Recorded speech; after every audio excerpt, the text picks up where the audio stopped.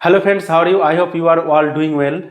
So আজকে আমি তোমাদেরকে শেখাবো প্রেজেন্ট কন্টিনিউয়াস টেন্স। ওকে, তো ক্লাসটা প্রথম থেকে শেষ পর্যন্ত সবাই মন দিয়ে দেখবে, তাহলে তোমাদের প্রেজেন্ট কন্টিনিউয়াস নিয়ে আর কোনো অসুবিধা হবে না।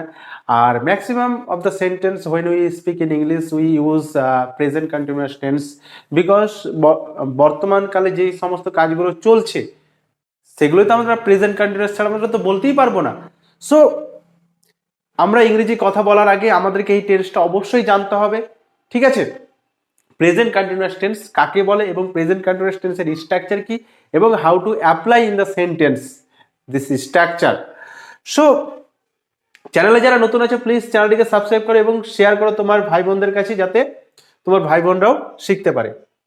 তো যারা ইংরেজিটাকে ভয়েস সাবজেক্ট মনে করো, একদমই না। তোমরা যদি ডেলি বেসিসে পড়াশোনা করো, আমি যেরকম ভাবে ক্লাস দিচ্ছি ফলো করো এবং খাতায় নোট ডাউন করো এবং প্র্যাকটিস করো। If you do this type of,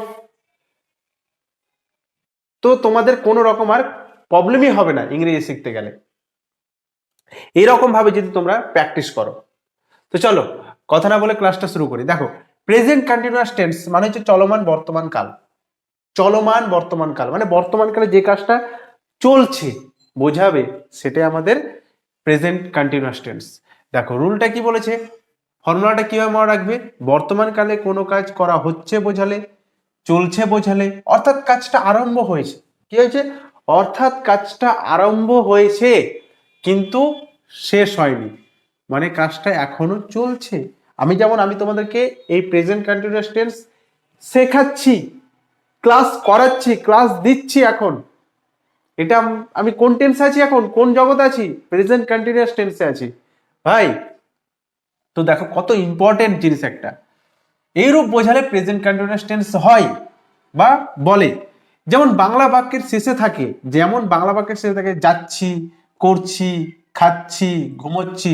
এক কথায় ছি ছ ছে, ছে ছি ছ ছে, মানে বাক্যের শেষে এগুলো থাকবে। যেমন আমি প্রেজেন্ট কন্টিনিউয়াস টেন্স শেখাচ্ছি, এই যে ছি। আমি বই পড়ছি, ওই যে ছি। আমি কাজ করছি, ওই যে ছি। আমি ইংরেজি শিখছি, ওই যে ছি। মানে ছি ছ ছে ইত্যাদি থাকবে, তখন সেটা হবে কি? Present continuous tense. চলো স্ট্রাকচার। স্ট্রাকচার মানে কি? স্ট্রাকচার মানে গঠন। এই টেন্সের গঠনটা কি আছে, ঠিক আছে? তো দেখো সাবজেক্টের পরে কি আছে? সাবজেক্টের পরে অ্যাম আছে, সাবজেক্টের পরে ইজ হয়, আবার সাবজেক্টের পরে আর হয়। কিন্তু কখন কোনটা হয় আমি পুরোটা লিখে দিচ্ছি ভেঙে ভেঙে, কোনো অসুবিধা হবে না তোমাদের। তারপরে কি হবে? তারপরে ভার্বের যে 1 নম্বর ফর্ম, সেই ভার্বের 1 নম্বর ফর্মের সাথে এই আইএনজিটা যুক্ত করতে হবে, প্লাস আমাদের কি হবে? অবজেক্ট। ওকে, চলো এবার দেখো অ্যাম তাহলে কোথায় বসে? অ্যাম বসে দেখো আয়ের পরে অ্যাম বসে, তাহলে কি হলো? I am. ওকে, আয়ের পরে অ্যাম বসে মানে আই অ্যাম।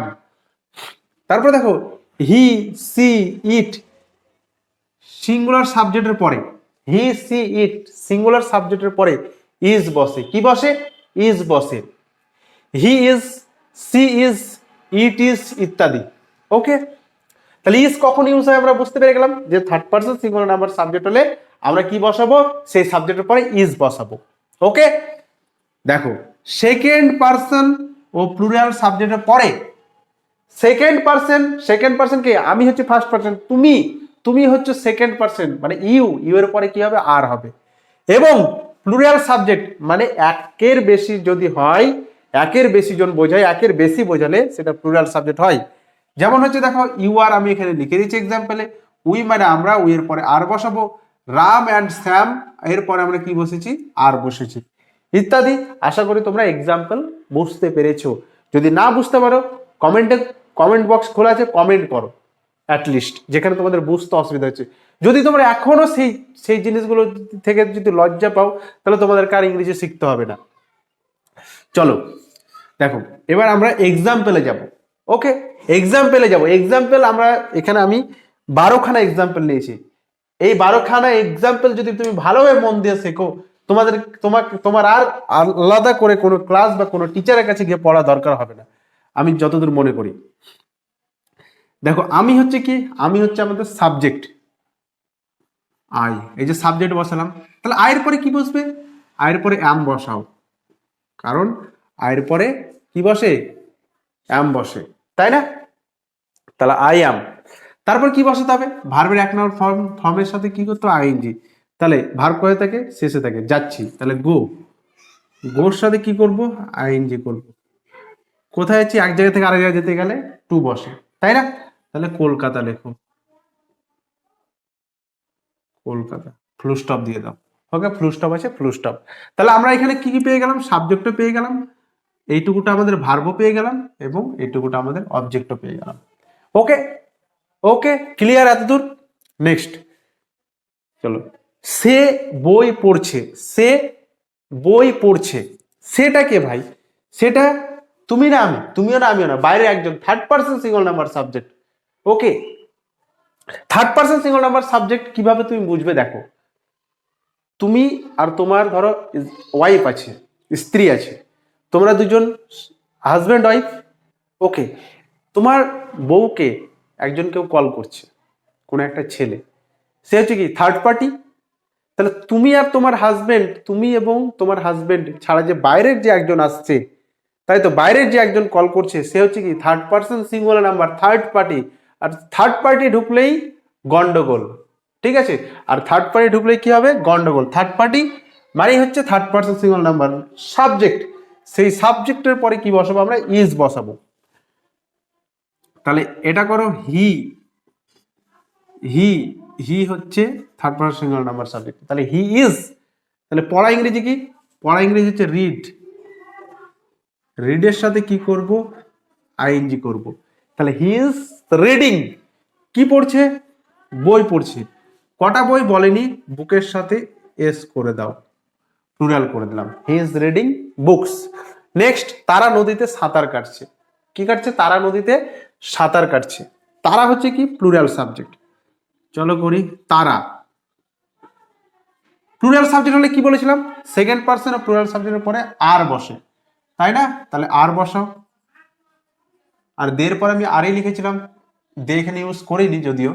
দের পরে কি হয়? দে একটা প্লুরাল সাবজেক্ট, দের পরে আমরা আর ইউজ করি। ওকে, দে আর, তাহলে দে আর কি করছে? সাঁতার কাটা। সাঁতার কাটা ইংরেজি কি? Swim, S W I am. তো কনসোনেন্টের আগে যদি ভাওয়েল থেকে এমটা ডবল হয়ে আইএনজি হয়, সুইমিং। কোথায় সাঁতার কাটছে? নদীর মধ্যে, তাই তো। এখানে সাপোজ একটা, এখানে দু চারজন ধরো সাঁতার কাটছে, দু চারজন সাঁতার কাটছে, তাহলে কোথায় সাঁতার কাটছে? নদীর মধ্যে তো, ইন দা, এটা যদি রিভার হয়, তাই তো, তাহলে ইন দা রিভারই তো বলবে। তাহলে they are swimming in the river. Okay, clear? এটা ই। চলো এটা করবো। ছাত্রগুলি মাঠে ফুটবল খেলছে, ছাত্রগুলি মাঠে, ছাত্রগুলি কে? তুমি না আমি, অনেকজন বাইরের, তাই তো, বাইরের অনেকজন। ছাত্রগুলি প্লুরাল সাবজেক্ট, দা গুলি আছে, দা বসো, the students, the students plural subject, আর বসাও। আর ভার্ব কি আছে? খেলা, খেলছে, প্লে করো, প্লের সাথে আইএনজি করো, প্লেইং। কোথায় খেলছে তারা? মাঠে, তাহলে মাঠের মধ্যে খেলছে। এই যে মাঠ, এটা ধরো গ্রাউন্ড, এর একজন দুজন তিনজন চারজন পাঁচজন ধরছে, মানে ভেতরে আছে, এরা সবাই কি করছে? খেলা করছে। তাহলে এটার ভেতরে আছে মানে কি বসাবো? ভেতরে থাকলে কি হয়? ইন হয়, তাহলে in the field.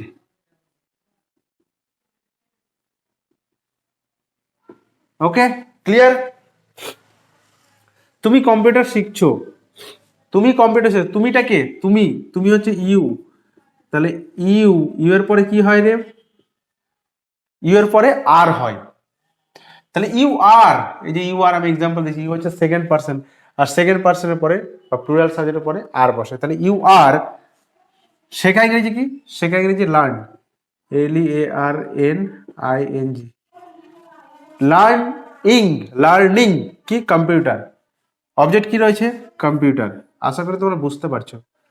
C O M P U T R, computer. তাহলে তুমি কম্পিউটার শিখছো। চলো, বৃদ্ধ লোকটি কে? তুমি না আমি, আমিও না তুমিও না, বাইরে একজন third person single number subject, তাই তো? তাহলে দ্য ওল্ড ম্যান, টি আছে না, the old man, the old man third person single number subject is, কি করছে? আস্তে আস্তে হাঁটছে। তাহলে হাঁটা ইংলিশ কি? ভার্ব। ইজের পরে ভার্বের এক নম্বর ফর্মের সাথে আইএনজি করতে হবে, ডাব্লিউ এল কে ওয়ালকের সাথে করে দাও ING. The old man is ওয়ালকিং, তাহলে আস্তে আস্তে ইংলিশ কি? Slowly, S L O W L Y, slowly. তিনি ফলগুলি খাচ্ছেন, তিনিটাকে আমি, তিনিটা হলো মেয়ে একজন, তাহলে সি করি, সি হচ্ছে third person singular number subject, she is, খাওয়া ইংরেজি কি? ইট, ইএটি, তার সাথে করে দাও আইএনজি, কি খাচ্ছে? ফলগুলি, গুলি আছে, দা বসাও, F R you I T S, fruits. আশা করি এক্সাম্পল গুলো ইজি লাগছে এবার। এখন বৃষ্টি হচ্ছে, দেখো বৃষ্টি হচ্ছে, এখানে ইটটাকে আমরা সাবজেক্ট নিব, কারণ রেন মানে তো বৃষ্টি হওয়া, রেন তো ভার্ব, তাই না? তাহলে বৃষ্টি হওয়ার জন্য এখানে যেহেতু সাবজেক্ট নেই, সেই কারণে আমরা কি করব? ইটটাকে সাবজেক্ট নিব। তাহলে ইট হচ্ছে third person singular number subject, it is, R A I N, rain, তাহলে it is raining, R A I N N I N G, it is raining. Okay, দেখো রেইন আমাদের হচ্ছে মেন ভার্ব, এটা consonant, কনসেন্টের আগে vowel আছে, তার জন্য ইনটা ডবল হলো, রেইনিং। ওকে, এখন বৃষ্টি হচ্ছে, ফুল স্টপ। চলো, তোমরা উপন্যাসগুলি লিখছো, তোমরা উপন্যাসগুলি লিখছো, এটা কি হবে? তোমরা, তোমরা হচ্ছে প্লুরাল সেকেন্ড পার্সন একটা সাবজেক্ট, ইউ মানে তুমি বা তোমরা হয়, তাহলে সেকেন্ড পার্সন ইউ হচ্ছে, ইউ এর পরে তাহলে আমরা কি বসাই? আর, ইউ আর, লেখা ইংরেজি কি? Write, W R I T E, যদি ভার্বের শেষে ই থাকে তাহলে ইটা উঠে গিয়ে আইএনজি যুক্ত হয়, কথাটা লিখে রাখো, এটা উঠে গিয়ে আইএনজি যুক্ত হয়। তাহলে ইউ আর রাইটিং, লিখছো কি? উপন্যাসগুলি, গুলি আছে, দা বসাও, দা নোভেল, সরি, লোকটি নদীতে মাছ ধরছে, লোকটি নদীতে মাছ ধরছে, কি হবে এটা? লোকটি মানে দা ম্যান, লোকটি নদীতে মাছ ধরছে, তাই তো? তাহলে দা ম্যান হচ্ছে third person single number subject, তাহলে কি হবে? দা ম্যান ইজ, ধরা ইংরেজি কি? Catch, C A T C H I N G, catching, কি ধরছে? মাছ, তাহলে মাছ, F I S H E S, S H দিয়ে শেষ হয়েছে, প্লুরাল করতে গেলে ইএস, ক্যাচেস, ক্যাচিং কি? ফিশেস, অনেকগুলো মাছ। তো কোথায়? নদীতে, তাহলে in the river, in the river. Clear হলো? The man is catching fishes, fishes in the river. কেউ নদীতে স্নান করছে, কেউ, কেউ বলতে কি? কেউ হচ্ছে একটা third person single number subject, ঠিক আছে? কেউ হচ্ছে সামওয়ান,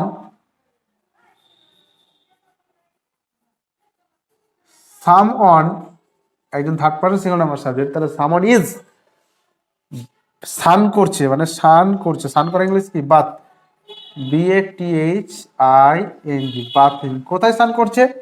কোথায় স্নান করছে? নদীতে, তাহলে ইন দা রিভার করো, in the river. Okay, in the river. চলো, প্রত্যেকে তাদের বই পড়ছে, প্রত্যেকে তাদের বই পড়ছে, প্রত্যেকে, প্রত্যেকে আমি একটু আগে শিখেছিলাম আগের ক্লাসে, এভরিওয়ান, এভরিওয়ান একটা ইউনিট ডিজিট, এটা থার্ড পার্সন সিঙ্গল নাম্বার হিসেবে ব্যবহার হয়, ঠিক আছে? তাহলে এভরিওয়ান ইজ, এভরিওয়ান আছে, নোবডি আছে, সামবডি আছে, নো ওয়ান আছে, ঠিক আছে, সামওয়ান আছে, এগুলো কি থার্ড পার্সন সিঙ্গল নাম্বার হিসেবে ইউজ হয়। ইচ আছে, তো প্রত্যেকে তাদের বই পড়ছে, তাহলে এভরিওয়ান ইজ রিডিং, তাদের প্রোনাউন হচ্ছে দেয়ার, দেয়ার, রিডিং দেয়ার বুকস, ঠিক আছে? তো এই হচ্ছে এক্সাম্পলের অ্যান্সার্স। ওকে, আমি পুরো ডিসকাস করে দিলাম এবং অ্যানালিসিস দিয়ে দিলাম। তো ক্লাসে যারা নতুন আছে প্লিজ চ্যানেলটিকে সাবস্ক্রাইব করো এবং কমেন্ট করো যদি কোথাও বুঝতে অসুবিধা হয়, এবং তোমার ভাই বন্ধুদের কাছে শেয়ার করো যাতে তারাও শেখে এবং তুমিও শেখো। ঠিক আছে? সো আই হোপ পুরোপুরি তোমরা বুঝতে পেরেছো ক্লাসটিকে। ঠিক আছে, তো দেখা হচ্ছে আবার নেক্সট ক্লাসে খুব শীঘ্রই। ততক্ষণের জন্য ভালো থেকো, সুস্থ থেকো।